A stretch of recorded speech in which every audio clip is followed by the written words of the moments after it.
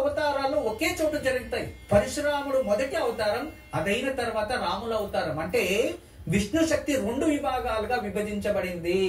ఈ సత్యాన్ని తెలుసుకోవాలి. తర్వాత ఎప్పుడైతే పరశురాముల వారు సాక్షాత్ శ్రీరాముల వారిని కలిశారో అప్పటి వరకు యుద్ధాలు అవి చేస్తున్నవారు. ఇక ధర్మరక్షణ కోసం చిరంజీవి అతను పరశురాముల వారు. తర్వాత గుహకి వెళ్లిపోయారు. ప్రజలకి అంత విద్యలు నేర్పించుకొని ఉండిపోయారు. అంతే. అప్పటి వరకు అతను అనుకుంటే ప్రపంచాన్ని ఏలేవాడు. పరశురామంత వీరుడు ఇంకొకరు లేరు. అంత గొప్ప వ్యక్తి. ఆ ఒక త్రేతాయుగంలో శ్రీరాముల వారు జన్మించక ముందు దశరథ మహారాజుకి దశరథ అంటే అతనిలో ఉన్న శక్తి, తేజస్సు, గొప్పతనం 10 దిక్కల్లో ఏకకాలంలో ప్రయాణం చేసేవాడు. రథంలో 10 దిక్కలు ప్రయాణం చేసేవాడు ఒకే మనిషి. అందుకే దశరథ అని వచ్చింది. ఆ దశరథ మహారాజు ఒకసారి గురువుల్ని ప్రార్థిస్తాడు. అందరినీ పిలిచి, క్షత్రియ వంశం లాస్ట్ అయిపోతుంది, ఇంకా మహారాజు ఎవరు లేరే ఈ ప్రపంచానికి, ఏంటి ఇది కథ, ఎలా చేయాలి ఈ మహానగరికి అంటే, అప్పుడు దీని అందరికీ కూడా ఒకే ఒక పరిష్కారం ఉంది. ఒక గొప్ప మహర్షి. ఆ మహర్షికి పూర్వంలో అతని తండ్రి మహా విద్వాంసుడు. కానీ అతను పెళ్లి చేసుకోవడం వల్ల కొన్ని శక్తుల్ని పొందలేకపోయాడు. అందువలన వాళ్ళ కొడుక్కి ఋషశృంగ అని పేరు. ఆ ఋషశృంగకి స్త్రీ నీడ కూడా తగలకుండా అతన్ని పర్వతాల్లో పెంచుతూ ఉన్నాడు. అతను వచ్చి మన యాగం ఇంట్లో పుత్రకామిష్ట యాగాన్ని ఆచరిస్తే పుత్ర సంతాన ప్రాప్తి అవుతుంది. అయితే నేను వెళ్ళి వేడుకుంటా అంటే, వేడుకోవడం ఏంటి? అతను ఎవరిని కలవడు. అతను వివాహం చేసుకుని చేయాలి, బ్రహ్మచారిగా కాదు కదా.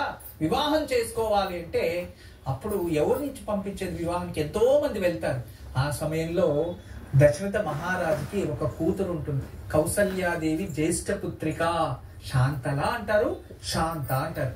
ఆ శాంత వచ్చి, నాన్న మీకోసం నేను త్యాగం చేస్తున్నానని నేను వెళ్ళి అతని వివాహం చేసుకుంటాను, తదుపరి మీరు వచ్చి మాట్లాడండి అంటే, తను చాలా ప్రయత్నించి శ్రీరాముల వారికి ముందే వనంలో వెళ్ళి, అడవిలో వెళ్ళి ధ్యానాలు, జపాలు, సంస్కారాలు ఎన్నో ఆచరించి ఆ ఒక ఋషశృంగని చేరుకొని వివాహం చేసుకుంది. ఆ వివాహానికి వీళ్ళెవరూ వెళ్ళలేదు. తర్వాత వివాహం జరిగింది అని తెలిసిన తర్వాత వీళ్ళు వెళ్ళి అతని పాద పూజ చేసి ఇంటికి ఒక గురువుగా, ఆచార్యుడిగా వాళ్ళని పిలిచి పూజ చేపించి పంపించారు. ఇక్కడ శ్రీరాముల వారికి ఒక అక్క ఉంది. ఆ అక్క త్యాగం చేయడం వల్ల శ్రీరాముల వారు ఈ రోజు జన్మించారు అనేది ప్రపంచాన్ని మర్చిపోయింది. అటువంటి గొప్ప విషయాలు రామాయణంలో ఎన్నో గుప్తంగా ఉన్నాయి. కానీ మనకు కావాల్సినదే మనం వెతుకుంటున్నాం. అసలైన సంగతులు చాలా మర్చిపోతున్నారు. అలా శ్రీరాముల వారు జన్మించడానికి కారణం శాంతలాదేవి తన రాజ్యాన్ని, తల్లి తండ్రిని సాక్రిఫైస్ చేయడం వల్ల నలుగురు దశరథునికి పుత్రులుగా జన్మించారు.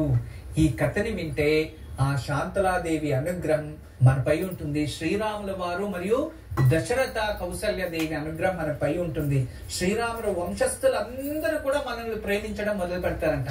ఆ శాంత అనే ఆవిడ్ని తెలుసుకుంటే అది శ్రీరాముల వారు ఇచ్చిన వరప్రసాదం. ఈ రోజు పురాణంలో శాంత గురించి తెలుసుకుందాం. గురుజీ